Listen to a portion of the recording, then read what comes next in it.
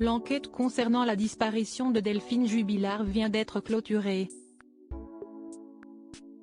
Une décision qui a choqué l'oncle de cette dernière comme il l'a confié au micro de RTL.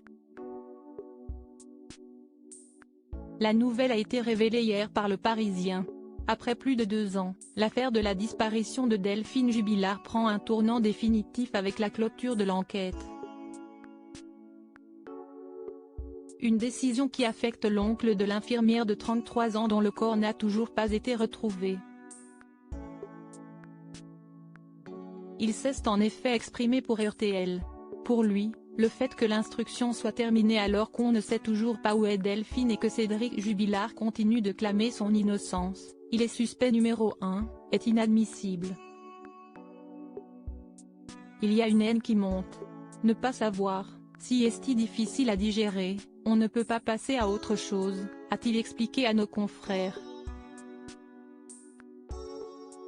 Un procès devrait avoir lieu fin 2024, début 2025 et sa crainte est que celui-ci n'amène aucune réponse. Il va prendre 20 piges et on ne saura toujours rien. Pour nous, ça n'avancera pas, a-t-il expliqué. Maintenant que l'enquête est terminée, chacune des parties a un mois pour demander éventuellement de nouveaux actes. Passé ce délai, le dossier sera transmis au procureur qui devra prendre des réquisitions, les juges rendront leur ordonnance de mise en accusation et la défense aura 10 jours pour faire appel du renvoi de son client devant une cour criminelle. Pour l'avocat de Cédric Jubilard, Alexandre Martin, la présomption d'innocence n'a pas été respectée.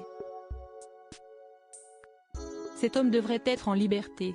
Il poursuit en expliquant qu'il n'y a non pas la recherche de la vérité, mais la recherche par l'accusation de la culpabilité de Cédric Jubilard. Par ses propos, il fait certainement, entre autres, référence au dernier rebondissement de l'affaire, la justice ayant remis certaines écoutes téléphoniques avec des précisions portant sur les identifications des interlocuteurs concernés. Des dizaines d'enregistrements entre l'amant de Delphine Jubilard, l'une de ses amies et les enquêteurs de la section de recherche de Toulouse ont été étudiés. Ils peuvent donner des indications sur les liens entre les témoins du dossier et les enquêteurs, avait-il évoqué.